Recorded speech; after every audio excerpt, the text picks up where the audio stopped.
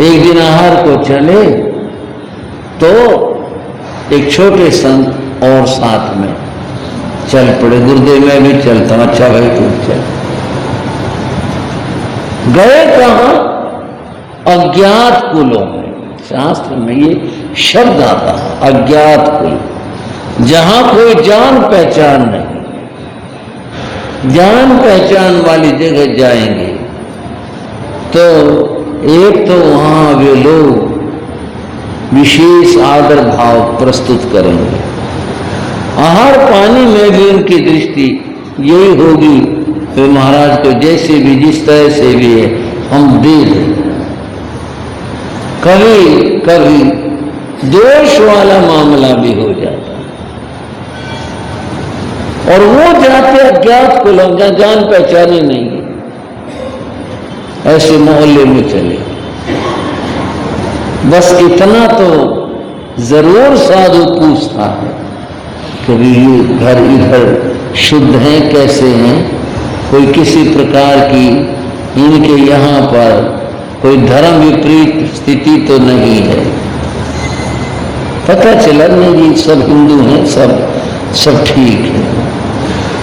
एक घर चले गए। ये ऊपर रहते थे, जीना खुला हुआ था। ये जीना चढ़े ऊपर गए। खत्रियों का घर था और उन्होंने कभी जैन साधुओं को देखा नहीं था। जो घर में महिलाएं थी वो साधु को देख करके डर गई। ये कौन आ गई? और ये मुख वस्त्रिका से कई लोग भ्रम में पड़ जाते हैं क्योंकि डाकू लोग मुंह बांध करके आते हैं, ऐसा बस कुछ भ्रम हो जाता है। घर में उनका नौकर भी था।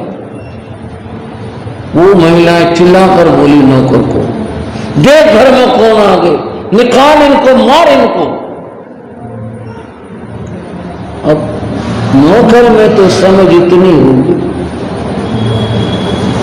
उसने लाठी उठाई और लाठी उठा के बिना कुछ ये कहे भाई तुम कौन हो, क्या मतलब है, घर में क्यों आ गए, जाओ तुम यहां से।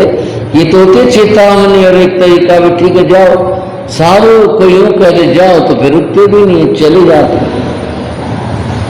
उसने तो बिना ही कुछ सोचे विचारे लाठियां बरसा दी और श्री सुखीराम जी महाराज आगे थे।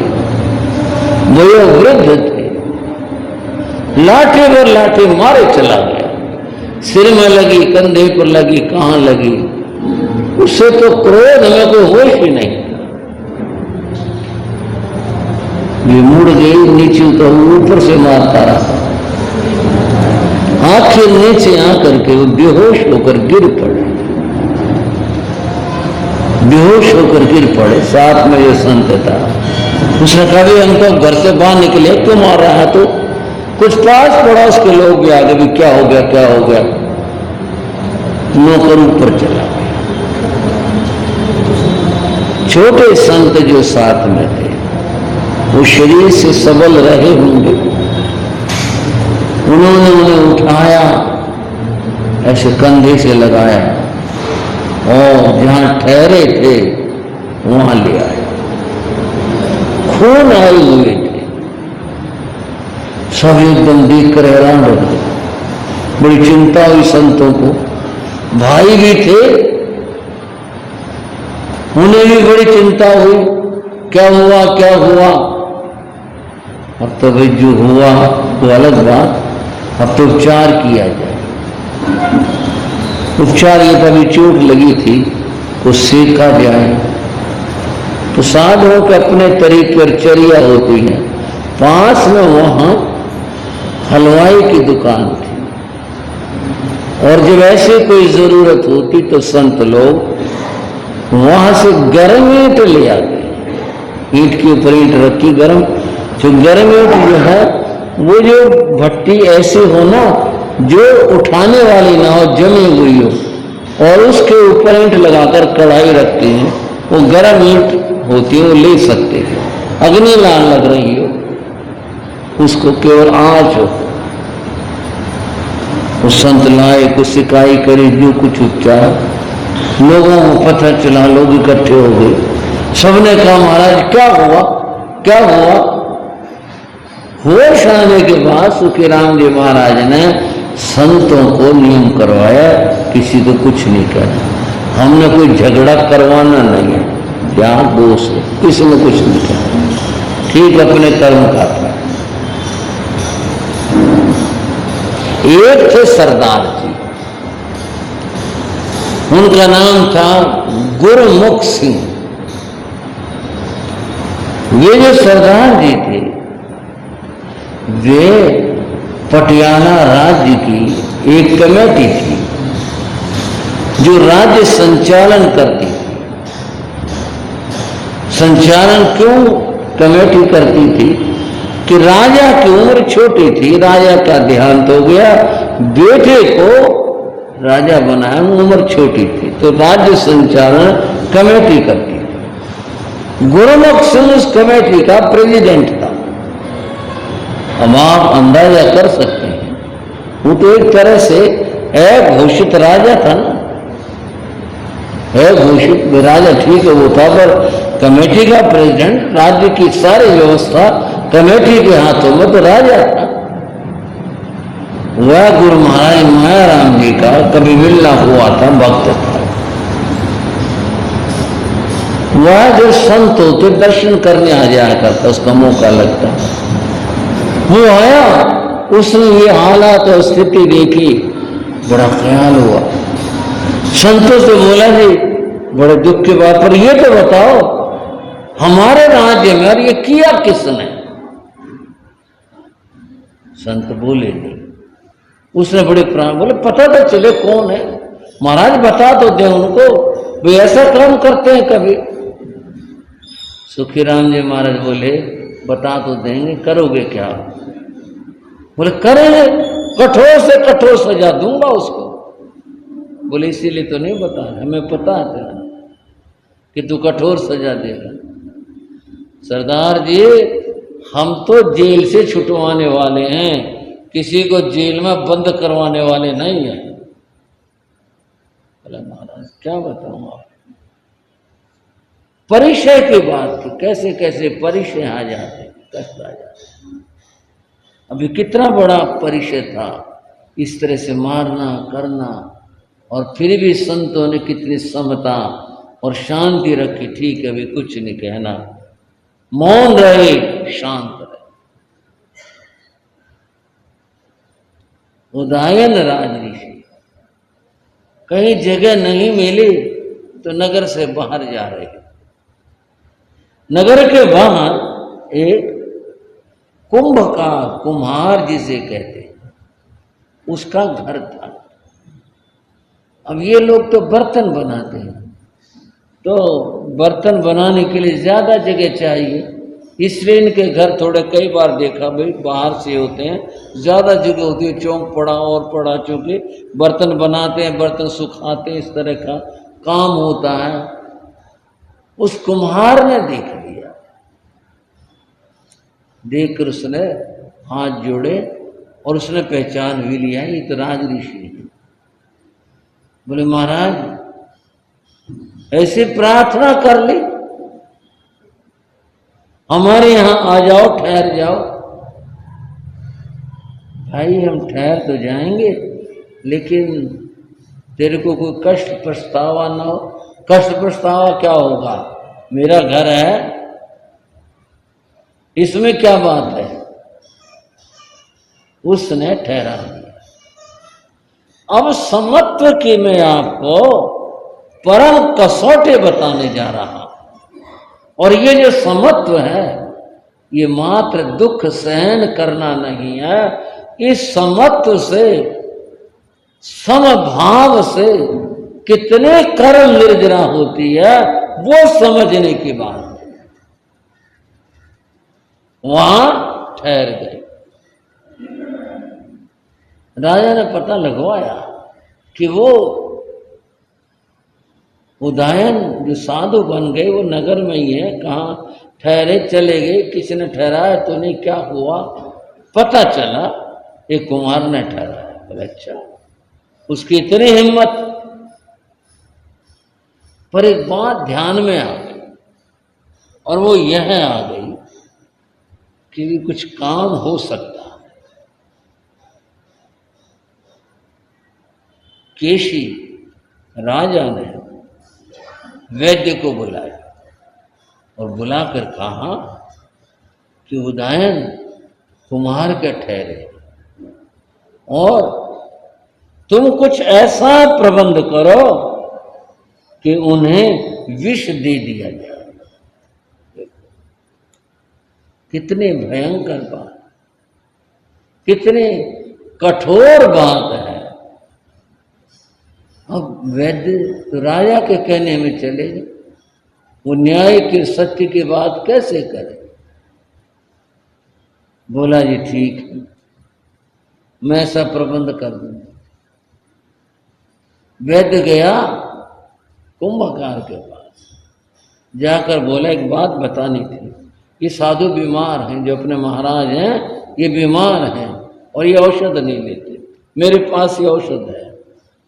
जब ये खाना लेकर आए, आहार लेकर आए, कोई मौका पाकर बचाकर इनके भोजन में ये डाल देंगे, ये दवाई है और ये स्वस्थ हो जाएंगे। अब वो भी इस बात को नहीं जानता था।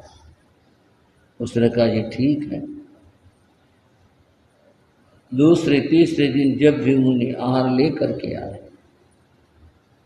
उन्होंने आहार रखा, कुछ ध्यान आदि क्रिया वे करने लगे। कुम्हार ने मौका पाकर वह पुड़िया जो विष था उनके आहार में डाल दिया, भोजन में डाल दिया।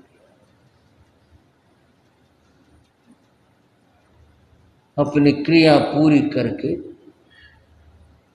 उन्होंने वो आहार ग्रहण कर लिया। ग्रहण करने के बाद कुछ देर के बाद विष ने अपना काम शुरू किया। विष का तो काम शरीर को क्षत विक्षत करना है, जीवन को नष्ट करना है। वह विष जैसे शरीर पर प्रभाव डालने लगा, उनकी आंखें आंतें खींचने लगी, गला घुटने लगा, आंखों पर प्रभाव पड़ा, दिखना बंद होने लगा। वो समझ गए ये सामान्य आहार नहीं था, ये सारे लक्षण तो मृत्यु के लक्षण हैं। ये मालूम होता है ये विष है। भाइयों, यहां साधुता की बात होती है, यहां श्रमण धर्म की बात होती है। इतना होने पर उनके मन में भीतर में कषाय भाव नहीं आया। कषाय भाव क्रोध का भाव नहीं आया। पितु उन्होंने क्या कहा, देखो समय तो आता ही है, चाहे सहज आ जाए या किसी निमित्त से आ जाए। ये निमित्त से आया है, सहज भी आता है। संसार में जो आया है वह सदैव तो कोई रहता नहीं, जाना मुझे भी है। अब ये निमित्त बन गया, ये तो अच्छा मुझे होश है इस समय। उन्होंने अपने संलेखना की, आलोचना की और संथारा ग्रहण कर लिया, समभाव में स्थित हो गए। जो सबसे अद्भुत बात है और समझने की बात है वो यह है कि वे परम संभाव में रहे, संभाव में स्थित रहे। उस संभाव से उनके कर्मों की निर्जरा तो हुई। उस संभाव ने तो उनके संयम को इतना उज्जवल और महान बना दिया, अद्भुत बना दिया संभाव ने। और वे काल धर्म को प्राप्त हुए। बंधुओं, लगता तो यूं है कि बहुत बुरा हुआ। बुरा और अच्छा होना यह कर्म के अधीन है, किसी व्यक्ति के अधीन नहीं है। जो होना है, घटना है, घटता है, वह कर्म के कारण से होता है। व्यवहार में लोग उसको समय की बात कहते हैं, भाई समय की बात है, कोई और किसी निमित्त को लेकर के कहते हैं, परंतु मूल बात जो है वह कर्म की है। उन्होंने इसको इसी रूप में जाना कि यह कर्म की बात है, चलो कोई बात नहीं, संभाव से उन्होंने देह को छोड़ा और इतने कर्मों की निर्जरा की, इतनी निर्जरा की। कोई कथाओं में थोड़ा भिन्नता रहती है, एक जन्म लेकर मोक्ष की बात कहते। मुक्ति तो उन्होंने उसी क्षण प्राप्त कर ली जब कषाय भाव को जीत लिया। कषायों को जीत लेना ये सबसे बड़ी बात है, सबसे अद्भुत बात। और एक जन्म लेकर वो मुक्ति मोक्ष में जाएंगे, ये बात बताई गई। तो बंधुओं, समझने की बात यह है कि जीवन के अंदर संभाव की साधना सर्वोच्च साधना। उदयन राजा थे, भगवान की वाणी सुनकर वैराग्य हुआ और फिर संयम लिया, साधना करी, संभाव की साधना की और फिर परम लक्ष्य को जाते हैं। उन महामुनि को हम बार बार वंदन और नमन करते हैं। इतना संभाव और परम लक्ष्य को पाना कितनी बड़ी बात है बंधुओं। इस तरह का वर्णन भगवती सूत्र में यह आया और ऐसे जो संभाव के साधक हैं, इन साधकों का वर्णन शास्त्रों में स्थान स्थान पर आया। बताया गया कि यह जो संभाव है, यह इन सारे विषयों और कषायों को नष्ट करने वाला है और इनके नष्ट होने पर ही मुक्ति प्राप्त होती है, वैसे प्राप्त नहीं होती। भाई और बहनों, पर्युषण महापर्व समीप आ रहा और जैसा लोग कहते हैं, दिन रखा और आया। लोग कहते जिस दिन चतुर्मास शुरू हुआ उस दिन तो लगता पर्युषण समझ दूर पड़े, बहुत दूर पड़े, लेकिन एक एक दिन करके, दिन क्या कण कण क्षण क्षण करके कैसे ये समय व्यतीत होता है, किस तरह से व्यतीत होता है।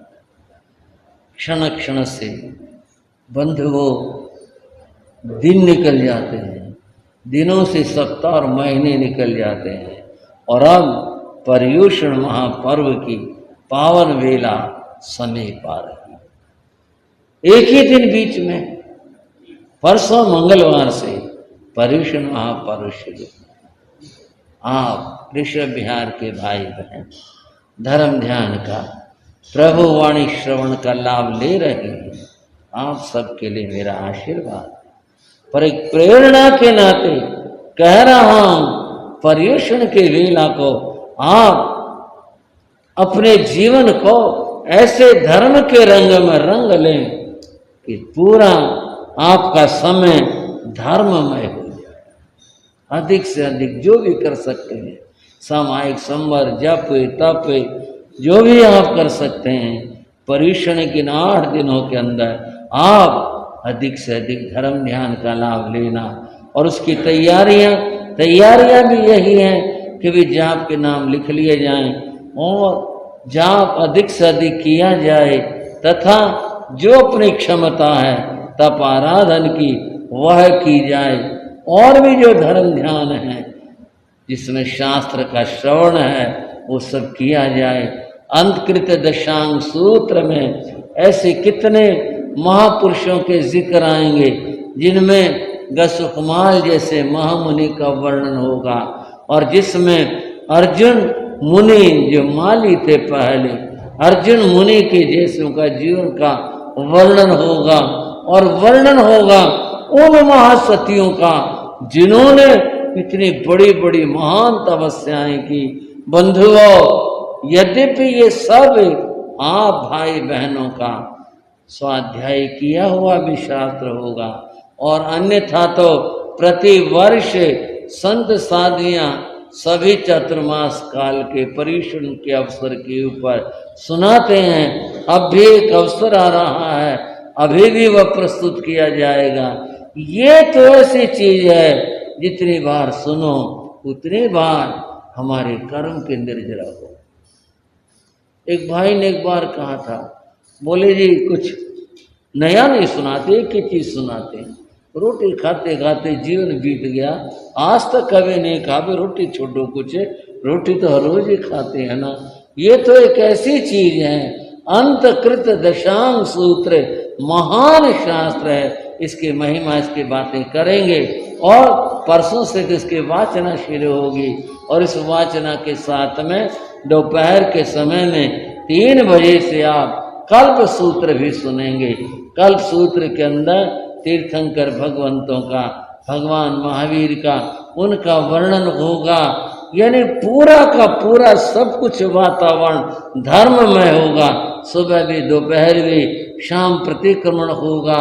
हर पल हर क्षण हमारा धर्म के रंग में रंगा होगा। ऐसा समय आ रहा पर्युषण का, सबने लाभ लेना है, धर्म ध्यान करना है। वो भी सुना देते रविवार है, थोड़ी देर सुना दो।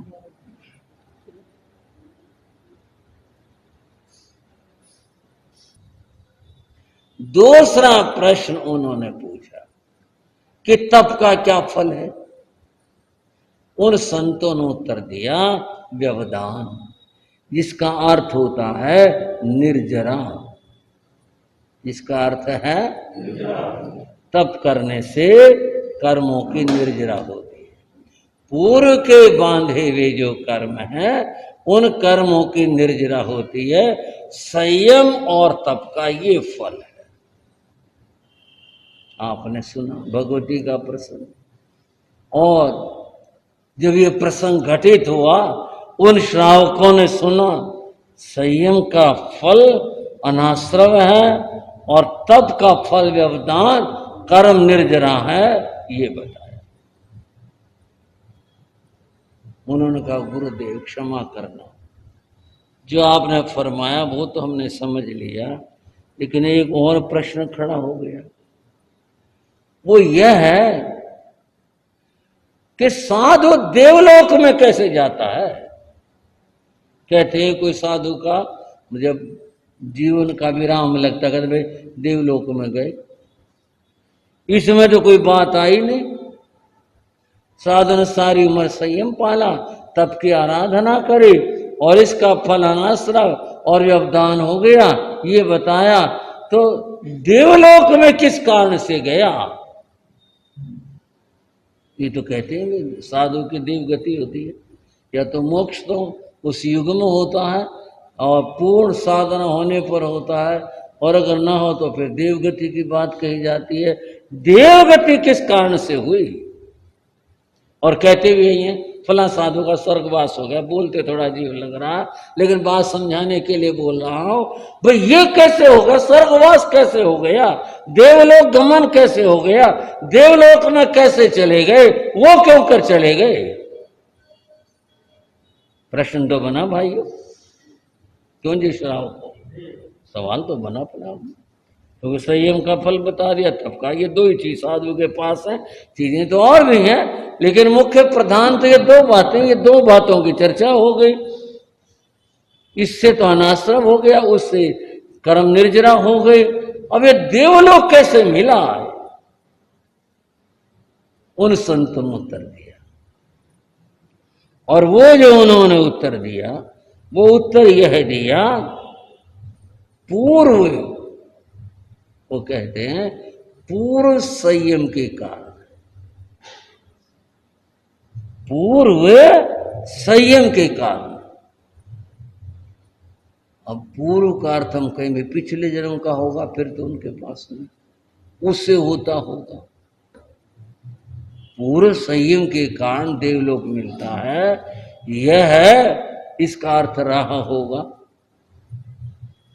पूर्व का अर्थ पूर्व जन्म भी है, लेकिन यहां पूर्व का अर्थ सैराग संयम है।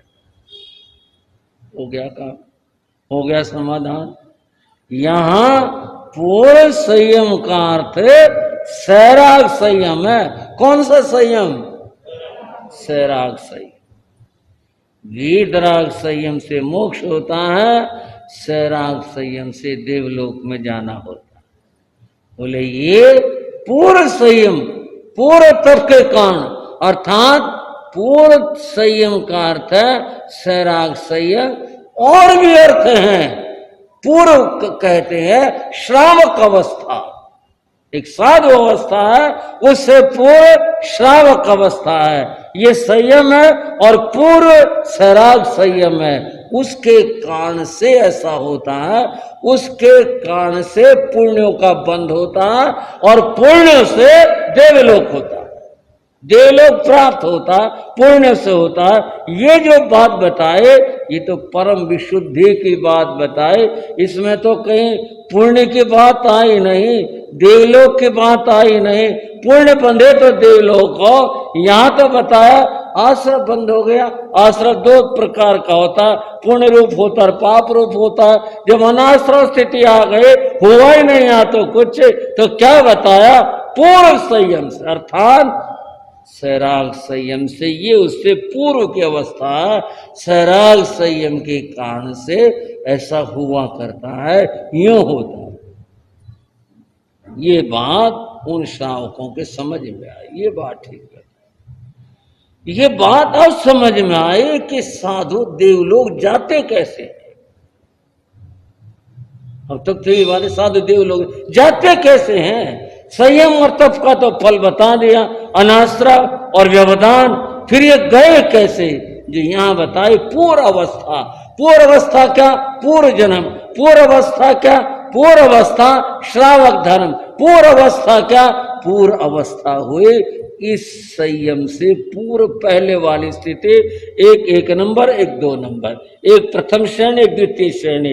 ये प्रथम श्रेणी जो है यह सैराग संयम की है। सैराग संयम में बंधुओं पुण्य का बंध होता है। सैराग संयम के अंदर आते हैं कर्म, परंतु पाप आदि नहीं आते, पूर्ण रूप से आते हैं। और जब उनका संचय होता है तब बंधुओं, तब जो आयुष बंधेगे वो देवलोक के बंधेगे, उस उच्च स्वर्ग की स्थिति के बंधेगे। ऐसा होगा, ये उसका फल है। आपकी समझ में आई बात कि मामला क्या है? साधु देवलोक जाते कैसे हैं? ये इसलिए जाते हैं, ये यहाँ ये बात हुई। ये बात बताए पार्श्वनाथ भगवान के संतों ने बताई, उन तुंगिका नगरी के श्रावकों ने बताई। उन्होंने पूछी, उन्होंने बताई, उन्होंने इस बात को तहत करके स्वीकार किया। आपने जो बताया वो हमारी समझ में आ गई। बात ठीक है, आपने जो कहा वो सत्य है, वो तथ्य है, ठीक है। वे लोग कुछ और बातें पूछते हैं, फिर वंदना करके अपने घर चले जाते। कालांतर में, अब कथा थोड़ी आगे चल रही है, कालांतर में वे संत वहां से विहार करके चले गए तुंगिका नगरी से। और समय बीता, कभी तुंगिका नगरी में भगवान महावीर का पदार्पण हुआ। देवादिदेव महाप्रभु भगवान महावीर, उनका मंगलमय पदार्पण हुआ। तुंगिका का बाहर उद्यान में ठहरे भगवान। भगवान के साथ बहुत सारे श्रमण थे और भगवान के साथ में श्री गौतम स्वामी भी थे, वो भी थे। गौतम स्वामी अपनी साधना करते थे, वेले वेले तप करते थे। भगवान पधारे, भगवान विराजे, गौतम स्वामी के पारने का दिन आया। उन्होंने पहले पैर स्वाध्याय की, दूसरे प्रहर में उन्होंने ध्यान किया, फिर अपने पात्र आदि की प्रतिलेखना की, उसके बाद में फिर भगवान की आज्ञा ली, भगवान आज मेरे पारने का दिन है और मैं नगर में जाना चाहता हूं। एक एक बात विचार की है। भगवान तो जानते ही थे सारी बातें, लेकिन शिष्य धर्म क्या है? शिष्य धर्म है गुरु से पूछकर काम करना, ये शिष्य धर्म है। आज्ञा लेकर काम करना, उनको तो पता ही है, भगवान तो जानते ही हैं कि ये जाएगा, उस रास्ते जाएगा, इसका ये कदम वहां रखा जाएगा, दूसरा वहां रखा जाएगा। भगवान तो सब जानते, इसको मिलेगा नहीं मिलेगा, कहाँ मिलेगा, किसके घर से मिलेगा, क्या होगा, वो तो जानते हैं। शिष्य धर्म क्या है? शिष्य धर्म है आज्ञा लेकर काम करना। भंते मैं आहार के लिए जाना चाहता हूं। अच्छा, जैसी तुम्हारी इच्छा। भगवान की वंदना करके गौतम स्वामी तुंगिका नगरी में आहार के लिए पधारे। यहां अनेक घरों में उनका जाना हुआ। श्रावकों को पता चला, मुनिराज पधारे, मुनिराज आए, गौतम स्वामी आए, बड़े हर्षित हुए, बड़े प्रसन्न हुए। श्रावक लोग अपने घरों से निकलकर उनके साथ लग लेते हैं। गौतम स्वामी अपने आहारचर्या में थे, उनकी अपनी आहारचर्या पूरी हुई। श्रावक लोग अपने अपने घरों से निकलकर उनके समीप आए, वंदना की। वंदना करने के बाद कुछ प्रसंग चला, बात चली, कुछ क्या चली, और श्रावकों ने सहज बताया, गुरुदेव अहो भाग्य है हमारा, आपसे पहले यहाँ पार्श्वनाथ परंपरा के मुनियों का पदार्पण हुआ, और अहो भाग्य है हमारा कि अब भगवान का पदार्पण हुआ और आपका पदार्पण हुआ। आप आए, हमारे घरों में पधारे, हमारा अहो भाग्य है, हमें बहुत खुशी। अपना जो मन का भाव है, खुशी का भाव है, वह उन्होंने प्रकट किया। गौतम स्वामी का ठीक, उन्होंने जिस बारे में उनका ये हमारा अहो भाग्य, ठीक, तुम्हारा अपना भाव है, तुम्हारे अपने विचार है, अच्छी बात।